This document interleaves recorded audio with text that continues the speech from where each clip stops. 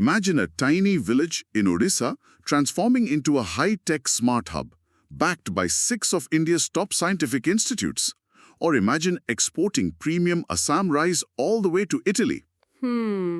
நிஜமாவே ஆச்சரியமான விஷயங்கள் தான். கண்டிப்பா. UPSC, பேங்கிங், SSC, ரயில்வே எக்ஸாம்ஸ்க்கு தயாராகிட்டு இருக்கிற உங்களுக்கான பிரத்யேகமான டீப் டைவ் இது. எந்த ஒரு நீளமான அறிமுகமும் இல்லாமல் நேராக விஷயத்திற்கு வருவோம். ரைட். இன்னைக்கு நாம பார்க்க போற டாபிக் வந்து daily current affairs master tech 19th March 2026. அதுக்கு முன்னாடி ஒரு சின்ன வேண்டுகோள். உங்களுடைய ப்ரிப்பரேஷன்ஸ் மற்றும் உடனுக்குடன் அப்டேட்ஸ் தெரிஞ்சுக்கொள்ள டிஸ்கிரிப்ஷன்ல உள்ள லிங்கை பயன்படுத்தி நம்ம டெலிகிராம் சேனல்ல கட்டாயம் இணைந்து கொள்ளுங்கள். ஆமா, அது ரொம்ப முக்கியம். இன்னைக்கு நாம பயணம் இந்தியாவின் வரைபடத்தில் உள்ள ஸ்ரீநகர், நியூ டெல்லி, திரிபுரா, தோலேரா, ரத்னாகிரி மற்றும் கொச்சி ஆகிய முக்கிய இடங்களை சுற்றியே இருக்க போகிறது. லோக்கல் மைல்கற்கள் எப்படி குளோபல் இம்பாக்டை உருவாக்குதுன்னு பார்க்க போறோம். உள்ளே போலாமா? கண்டிப்பா போலாம். நீங்க எக்ஸாம்க்கு தயாராகிறப்போ வெறும் எண்களை மட்டும் மனப்பாடம் பண்ணக்கூடாது. அந்த எண்களுக்கு பின்னாடி இருக்கிற காரணங்களை புரிஞ்சுக்கணும். கரெக்ட். இன்னைக்கு நாம பார்க்க போற டேட்டா எல்லாமே எக்ஸாம் பாயிண்ட் ஆஃப் வியூல ரொம்ப ரொம்ப முக்கியம். முதல்ல நம்ம இந்தியாவின் பொருளாதார இயந்திரம் எப்படி இயங்குதுன்னு பார்ப்போம். இப்போ NSO periodic labour force survey Feb 2026 தரவுகள் வெளியாகி இருக்கு. இதுல ஓவரால் UR 4.9% ஆக இருக்கு. இது ஜான் மாசம் இருந்த 5% இருந்து குறைந்துள்ளது. அதே போல அர்பன் UR 6.6% ஆகவும் ரூரல் UR 4.2% ஆகவும் இருக்கு. எனக்கு ஒரு சந்தேகம். கேளுங்க. முதல்ல UR அப்படிங்கிறது என்ன? அதுல ஃபீமேல் UR 5.1%, அதாவது அர்பன்ல 8.7% மற்றும் ரூரல்ல 4.0% என இருப்பது எதை குறிக்கிறது? ஓகே, UR அப்படிங்கிறது அன்எம்ப்ளாய்மெண்ட் ரேட், அதாவது வேலை தேடியும் வேலை கிடைக்காதவர்களின் சதவிகிதம். ஃபீமேல் UR இப்படி இருக்கிறது லேபர் ஃபோர்ஸ்ல பெண்களின் பங்கேற்பு எந்த அளவில் இருக்கு அப்படிங்கறத காட்டுது. ஓஹோ, ரைட். முக்கியமா அர்பன் ஏரியாஸை விட ரூரல் ஏரியாஸ்ல வேலைவாய்ப்பின்மை சற்று அதிகமாக இருப்பதே இது குறிக்குது. ஏன்னா கிராமப்புறங்கள்ல விவசாயம் சார்ந்த வேலைகள் எப்படியும் கிடைச்சிடும். இதோட எக்ஸாம் கோல்டு டேட்டாவை நீங்க நோட்ஸ் எடுத்துக்கணும். நோட் பண்ணிக்கோங்க. இது 11th புல்லட்டின். இதோட சாம்பிள் சைஸ் வந்து 3,74,879 இண்டிவிஜுவல்ஸ். ஒரு நிமிஷம், இதுல ரூரல் மற்றும் அர்பன் பிரிவுகள் இருக்கா? ஆமா, இதுல ரூரல் 2,13,679 மற்றும் அர்பன் 1,61,200. அடுத்த LFPR, அதாவது லேபர் ஃபோர்ஸ் பார்ட்டிசிபேஷன் ரேட். இது வேலை செய்யக்கூடிய வயதுல இருப்பவர்கள்ல எத்தனை பேர் வேலையில் இருக்காங்க அல்லது தேடுறாங்க அப்படிங்கிற கணக்கு. அதோட சதவீதம் எப்படி இருக்கு? Overall 55.9%, rural 58.7%, urban 40.4%. அதே போல WPR, அதாவது worker population ratio, இது உண்மையில் வேலையில் இருப்பவர்களின் சதவீதம். ஓகே. Overall 53.2%, rural 56.3%, urban 47.0% ஆக பதிவாகி இருக்கு. வாவ், டேட்டா ரொம்ப தெளிவா இருக்கு. அப்போ வேலைவாய்ப்பு சீராக இருக்கிறதுனால தான் நம்ம ஏற்றுமதி துறையும் பிரம்மாண்டமான வளர்ச்சியை எட்டியிருக்கா? கண்டிப்பா, அத ஒரு காரணமா சொல்லலாம். மோசியனை எக்ஸ்போர்ட் டேட்டா ஏப்ரல் ஃபெப் 25-26 படி டோட்டல் எக்ஸ்போர்ட்ஸ் 790.86 பில்லியன். இது +5.79% வளர்ச்சி. அதே போல டோட்டல் இம்போர்ட்ஸ் 900.51 பில்லியன். இது +7.37% வளர்ச்சி. இந்த எண்களை பார்த்தா தலை சுத்துது. ஆமா, இந்த பிரம்மாண்ட எண்களை நாம கொஞ்சம் பிரிச்சு பார்க்கணும். டோட்டல் எக்ஸ்போர்ட்ஸ்ல மெர்ச்சன்டைஸ், அதாவது பொருட்கள் ஏற்றுமதி 482.93 பில்லியன். ரைட். அப்போ சர்வீசஸ், அதாவது சேவைகள் 387.93 பில்லியன். சர்வீசஸ் சர்ப்ளஸ் வந்து 200.96 பில்லியன் மற்றும் நான் பெட்ரோலியம் 354.128 பில்லியன் ஆக இருக்கு. இம்போர்ட்ஸ்ல எப்படி இருக்கு? இம்போர்ட்ஸ்ல மெர்ச்சன்டைஸ் இம்போர்ட்ஸ் மட்டும் $713.53 பில்லியன் ஆக பதிவாகி இருக்கு. இதுல மார்க்கெட் டைவர்சிஃபிகேஷன் கெயின்ஸ்ல ஸ்பெயின் 45.31%, சைனா 37.66%, UAE 8.52%, USA 3.84% மற்றும் மீட் டெய்ரி செக்டர்ல +22.66% வளர்ச்சியும் வந்திருக்கு. இது ஒரு பெரிய முன்னேற்றம். குறிப்பா Feb 2026 ஸ்பெசிபிக்ஸ்ல டோட்டல் எக்ஸ்போர்ட்ஸ் $76.13 பில்லியன். இது +11.05% வளர்ச்சி. இன்ஜினியரிங் குட்ஸ் 10.36 பில்லியன், அதாவது +90% வளர்ச்சி. அது ரொம்ப பெரிய ஜம்ப். ஆமா. மற்றும் எலக்ட்ரானிக்ஸ் 4.18 பில்லியன், அதாவது +10.37% வளர்ச்சியை பார்க்கும்போது ஒரு விஷயம் தெளிவா புரியுது. நாம வெறும் பாரம்பரிய பொருட்களை மட்டும் நம்பி இல்ல, இன்ஜினியரிங் மற்றும் எலக்ட்ரானிக்ஸ்ல பெரிய ஆளாகிட்டு வரோம். மிகச் சரியான பாயிண்ட். இந்த வர்த்தக வளர்ச்சிக்கு தொழில்நுட்ப அடித்தளம் எவ்வளவு முக்கியம் என்பதை நம்ம புரிஞ்சுக்கணும். தொழில்நுட்பம் இல்லாம இந்த எலக்ட்ரானிக் ஏற்றுமதி சாத்தியமில்ல. அதனால தான் நேஷனல் குவாண்டம் மிஷன், அதாவது NQM திட்டத்தின் கீழ் காய் 23 குவாண்டம் டீச்சிங் லேப்ஸ்க்கு ஒப்புதல் அளிச்சிருக்காங்களா? அதேதான். இது மோசியே டாக்டர் ஜிதேந்திர சிங் தலைமையில நடக்குது.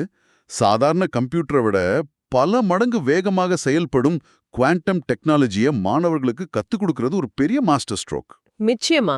இதோட அடுத்த கட்டமா 2 முக்கியமான நிகழ்வுகள் இருக்கு. ஒன்னு IISF 2026, அதாவது இந்தியா இன்டர்நேஷனல் சயின்ஸ் ஃபெஸ்டிவல்.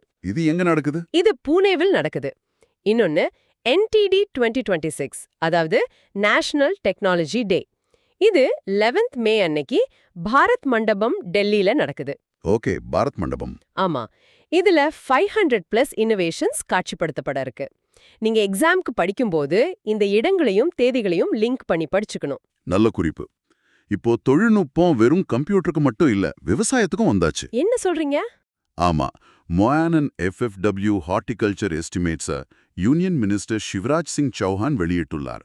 இதுல production 3707.38 LT, area 301.36 lakh hectare மற்றும் ஃப்ரூட் ப்ராடக்ட் 1716.49 LT என தரவுகள் வந்திருக்கு. சூப்பர். அடுத்ததாக போஸ்ட் அண்ட் ரினியூவல் எனர்ஜி பிரிவுல ரொம்பவே சுவாரஸ்யமான அப்டேட்ஸ் இருக்கு. சொல்லுங்க, கேட்போம். டிபார்ட்மெண்ட் ஆஃப் போஸ்ட் இப்போ 24 ஸ்பீட் போஸ்ட் அப்படிங்கிற திட்டத்தை அறிமுகப்படுத்திருக்காங்க. அரசாங்கத்துறை அமேசான் பிரைம் மாதிரி செயல்பட ஆரம்பிச்சிருக்காங்கன்னு சொல்லலாம். வாவ், நிஜமாவா? ஆமா. இதுல கேரண்டீட் D+1 டெலிவரி உறுதி செய்யப்படுது. அதாவது புக் பண்ண அடுத்த நாளே டெலிவரி. இதோட ஃபீச்சர்ஸ் என்னென்ன? இதோட ஃபீச்சர்ஸ் என்னன்னா OTP, SMS, API மற்றும் BNPL, அதாவது பை நாட் பே லேட்டர் வசதிகளும் இருக்கு. டிபார்ட்மெண்ட் ஆஃப் போஸ்ட்ல BNPL வசதியா? இது நிஜமாவே ஒரு பெரிய மாற்றம் தான். சரி, அதே ரினியூவபிள் எனர்ஜில MNRE வெளியிட்ட ALMM லிஸ்ட் 3 ரொம்ப முக்கியமானது. எனக்கு இதுல ஒரு சந்தேகம். என்ன சந்தேகம்? இதுல எக்ஸாம் கோல்டா ஒரு கண்டிஷன் சொல்லியிருக்காங்க. Enlistment requires 3 independent manufacturers with a combined 15 gigawatt capacity. ஏன் இவ்ளோ பெரிய கெப்பாசிட்டியை ஒரு கண்டிஷனா வைக்கணும்? ஏன்னா சோலார் செக்டர்ல நம்ம சைனாவை நம்பி இருக்கக்கூடாது. ஓஹோ, சுயசார்பு. கரெக்ட். தரமான பெரிய அளவிலான உள்நாட்டு உற்பத்தியாளர்களை ஊக்குவிக்கிறதுக்காக தான் இந்த 15 கிகாவாட் தடைய வச்சிருக்காங்க. Only the heavyweights can compete. இத காம்படிட்டிவ் எக்ஸாம்க்கு தயாராகிறவங்க அழுத்தம் திருத்தமா பதிவு செஞ்சுக்கணும். அருமையான விளக்கம். தொழில்நுட்ப வளர்ச்சி ஒரு பக்கம் இருந்தாலும் நமது கலாச்சார மற்றும் சுற்றுச்சூழல் வளங்களை எப்படி பாதுகாப்பது என்ற கேள்விக்கு வருவோம். ரைட். மினிஸ்ட்ரி ஆஃப் கல்ச்சரின் கீழ் கியான் பாரதம் நேஷனல் மேனுஸ்கிரிப்ட் சர்வே நடக்குது. பழங்கால ஓலைச்சுவடிகள், கையெழுத்து பிரதிகளை பாதுகாக்கும் திட்டம் இது. இது 3 month சர்வே. இதோட படிகள் பத்தி சொல்லுங்களேன். கண்டிப்பா. இதோட 4 படிகள் என்னன்னா 1 ஐடென்டிஃபிகேஷன், 2 பிசிக்கல் வெரிஃபிகேஷன், 3 கேட்டலாகிங் மற்றும் 4 கான்சர்வேஷன் அண்ட் டிஜிட்டைசேஷன். இதுக்கு IIIF பவர்ட் ஆப்பை பயன்படுத்துறாங்க. ரொம்ப முக்கியமானது. கலாச்சார பாதுகாப்பை தொடர்ந்து சுற்றுச்சூழல் சார்ந்த நகோயா புரோட்டோகால் பற்றியும் நீங்க தெரிஞ்சுக்கணும். நகோயா புரோட்டோகாலா? அது என்ன? இது என்னன்னா, ஒரு நாட்டின் உயிரியல் வளங்களை, அதாவது ஜெனடிக் ரிசோர்சஸை பயன்படுத்தும் போது அதிலிருந்து கிடைக்கிற லாபத்தை அந்த நாட்டு மக்களுக்கும் சமமாக பிரித்து கொடுக்க வேண்டும் என்கிற சர்வதேச ஒப்பந்தம். Fair sharing. ஆமா. CBD ஆர்டிகிள் 29 சப்மிஷனுக்காக MOEFCC and NBA தாக்கல் செய்த ஃபர்ஸ்ட் நேஷனல் ரிப்போர்ட் இது. இது டார்கெட் 13 ஆஃப் NBSAP உடன் இணைந்திருக்கு. இதோட நிதி விவரங்கள் எப்படி இருக்கு? நிதி விவரங்கள் படி 216.31 கோடி மொபிலைஸ்ட், 139.69 கோடி டிஸ்ட்ரிபியூட்டட் மற்றும் 51.96 கோடி ஜெனரேட்டட். இதற்கான லீகல் ஃப்ரேம்வொர்க்கும் ரொம்ப ஸ்ட்ராங்கா அமைக்கப்பட்டிருக்கு. சூப்பர். இந்த லாபத்தை சமமாக பகிர்தல் அப்படிங்கிற கான்செப்ட் சமூக மேம்பாட்டிற்கும் பொருந்தும். கோலிஷன் ஆஃப் த வில்லிங் MOUல DEPWD கையெழுத்திட்டு இருக்காங்க. இது யாருக்காக? இது எம்பவரிங் ஹியரிங் இம்பேர்டுக்காக, அதாவது காது கேளாதோரின் மேம்பாட்டிற்காக உருவாக்கப்பட்டிருக்கு. இதுல அரசாங்கத்தோட இணைந்து செயல்பட யுனிகி, வின்வினாயா, படி ஃபார் ஸ்டடி, பிளீடெக், டிஇசி, ஐஎஸ்எல்ஆர்டிசி, விக்ராப் உள்ளிட்ட அமைப்புகளும் இருக்காங்க. இதுல அதிகாரிகள் யாரெல்லாம் கையெழுத்து போட்டிருக்காங்க? இதுல கையெழுத்திட்ட அதிகாரிகளின் பெயர்கள் வி. வித்யாவதி, மன்மீத் கௌர் நந்தா மற்றும் பிரதீப் ஏ. குமார் ராஜு. நல்ல விஷயம். அனைவரையும் உள்ளடக்கிய எந்த சமூக மேம்பாட்டிற்கு பிறகு டிஜிட்டல் பொருளாதாரம், அதாவது ஃபின்டெக் எப்படி வளர்ந்திருக்குன்னு பார்க்கறது அவசியம். ஆமாம், டிஜிட்டல் பரிவர்த்தனையில நாம உலகத்துக்கே ஒரு மாடல். இப்போ ஸ்ரீலங்காவில் NIPL அண்ட் UPI பயன்பாடு, அதாவது லங்கா QR மூலமா நடக்குது. ஆனா நான் இப்போ சொல்ல போற UPI ஸ்டாட்ஸை கேட்டா நீங்களே ஆச்சரியப்படுவீங்க. சொல்லுங்க. 20 பில்லியன் பிளஸ் மந்த்லி டிரான்சாக்ஷன்ஸ். ஒரு மாசத்துல 20 பில்லியன் டிரான்சாக்ஷன்ஸ். இது எப்படி சாத்தியம்? அதுதான் யூபிஐயோட பவர். இதுல நீங்க ஞாபகம் வச்சுக்க வேண்டிய எக்ஸாம் கோல்ட் குறிப்புன்னு இருக்கு. என்ன அது? இந்த யூபிஐ ஆபரேஷனல் இன் 8+ கண்ட்ரீஸ். அந்த நாடுகள் பட்டியலை நல்லா கவனிங்க. UAE, Singapore, Bhutan, Nepal, Sri Lanka, France, Mauritius மற்றும் கத்தார். லிஸ்ட் பெருசாயிட்டே போகுது. அப்படியே உள்நாட்டுல ஸ்கெப்பியா பே லான்ச் ஆயிருக்கு. இது ஒரு இன்-ஆப் UPI பேமெண்ட் சர்வீஸ். இதுல சப்போர்ட்டட் கார்ட்ஸ் என்னென்ன இருக்கு? இதோட சப்போர்ட்டட் கார்ட்ஸ் என்னன்னா ஸ்கேப்பியா ஃபெடரல் ரூபே மற்றும் ஸ்கெஹி அண்ட் ஸ்கேப்பியா BOCB கார்டு ரூபே. அருமை. மருத்துவ காப்பீட்டுத் துறையிலும் நல்ல முன்னேற்றம் வந்திருக்கு. ஸ்ரீராம் ஹெல்த் சுரக்ஷா 2.0 SGIC ரொம்பவே இன்னோவேட்டிவான மாற்றங்களை கொண்டு வந்திருக்காங்க. என்ன மாற்றங்கள்? முக்கியமா ஜீரோ கோபேமெண்ட், அதாவது கிளைம் பண்ணும்போது நீங்க கையிலிருந்து எந்த தொகையும் செலுத்த தேவையில்ல. Wow, zero copayment is huge. ஆமா, அது மட்டும் இல்லாம 250% cumulative bonus for claim-free years, unlimited restoration of sum insured மற்றும் no capping for room rent ICU. நோயாளிகளுக்கு இது ஒரு மிகப்பெரிய ரிலீஃப். நிச்சயமா. தனிநபர் பாதுகாப்பிலிருந்து ஒட்டுமொத்த பொருளாதாரத்தின் முதுகெலும்பான ஹெவி இண்டஸ்ட்ரீஸ் எப்படி பசுமை பாதைக்கு மாறுதுன்னு பார்ப்போம். ஓகே, இண்டஸ்ட்ரீஸ் பக்கம் போலாம்.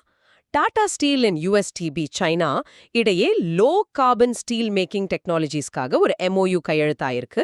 இதோட 4 கொலாபரேஷன் தீம்ஸ் இருக்கு. அந்த தீம்ஸ் என்னென்ன? 1. Scrap based steel making. 2.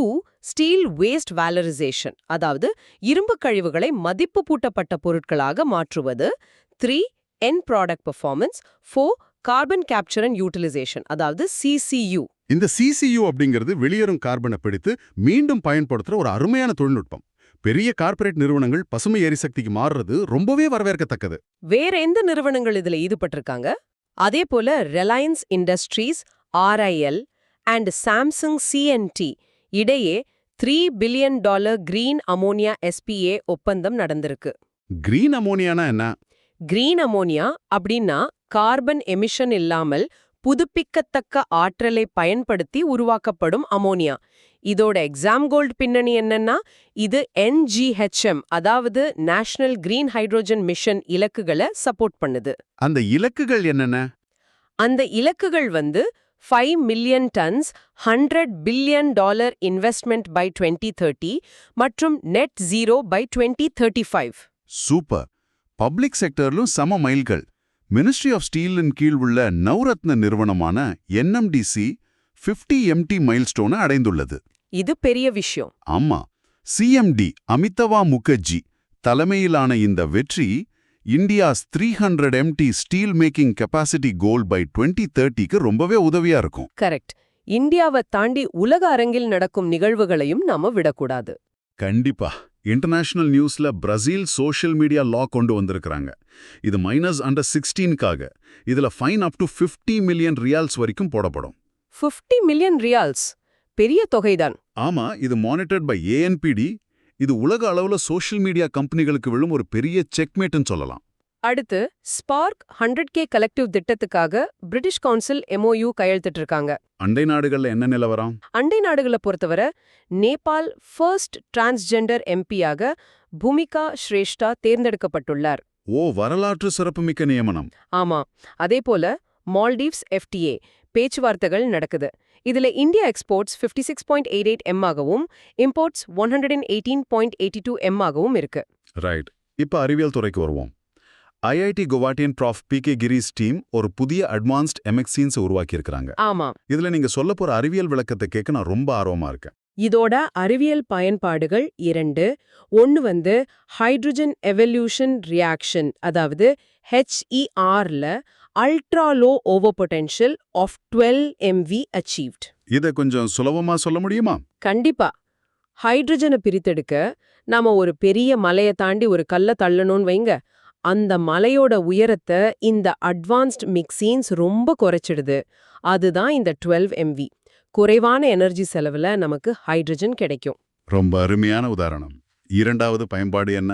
இரண்டாவது, சோலார் டெசிலேஷன்ல evaporation rate of 3.2 kilogram metre square H, அதாவது கடல் நீரை சூரிய ஒளியை பயன்படுத்தி நன்னீரா மாற்றும் வேகம் அதிகரிச்சிருக்கு. வாவ்! விண்வெளி துறையில குஜராத் சவுண்டிங் ராக்கெட் OCRE தொலேராவில் லான்ச் பண்ணிருக்காங்க. இது 3 கிலோமீட்டர் ஆல்டிடியூட் வரைக்கும் சென்றது. கடல்சார் துறையில NIOT ஃப்ளோட்டிங் லைடார் பூயி சிஸ்டம தமிழ்நாடுவில் உள்ள முட்டம்ல சோதித்திருக்காங்க. இதனால என்ன பயன்? கடலுக்கு நடுவுல காத்து எந்த திசையில எவ்வளவு வேகமா அடிக்குதுன்னு துல்லியமா கணக்கிட இது உதவும். இது offshore wind power and cyclone டிராக்கிங்காக ரொம்பவே பயன்படும். பாதுகாப்பு சார்ந்த செய்திகள்ல IOS Sagar initiative second edition 16 nations பங்கேற்போடு கொச்சியில் நடந்துச்சு. அப்புறம் Mazagon dock ship builders MDL கட்டமைத்த NGOPVs யார்ட் 16402 and 16403 கப்பல்கள் ரத்னகிரியில கீழ் லேட் செய்யப்பட்டுள்ளது. இதோட சிறப்பம்சங்கள் 117 மீட்டர் லென்த் மற்றும் AI predictive maintenance. AI predictive மெயின்டெனன்ஸ்னா, அதாவது கப்பல்ல ஏதாவது பழுது ஏற்படும் முன்னே AI அதை கணிச்சு சொல்லிடும். ரொம்ப அட்வான்ஸ்டா இருக்கு. தேச பாதுகாப்பு செய்திகளிலிருந்து மாநிலங்களின் வளர்ச்சி திட்டங்களுக்கு வருவோம். மாநிலங்கள் செய்தியில திரிபுரா பட்ஜெட் FY27 தாக்கல் செய்யப்பட்டுள்ளது. இதோட டோட்டல் பட்ஜெட் 34,212.31 crores. முக்கிய ஒதுக்கீடுகள் பார்த்தீங்கன்னா edu 6439.56 crore, health 2441.50 crores, agri 1985.61 crores. அடுத்து நான் ஓபனிங்ல பேசின ஒபிஷ்னா ஸ்மார்ட் வில்லேஜ் திட்டம் குசின்பூர் என்றப்பதா முதல் கிராமமாக மாறியிருக்கு. ஆமா, நீங்க 6 இன்ஸ்டிடியூட்ஸ் பத்தி சொன்னீங்க. இதோட எக்ஸாம் கோல்ட் தகவல் அதுதான். இதுல ஈடுபட்ட 6 CSIR இன்ஸ்டிடியூட்ஸ் பேர்களை நீங்க கண்டிப்பா நோட் பண்ணணும். நான் மெதுவா சொல்றேன். CBRI, IMMT, CERI.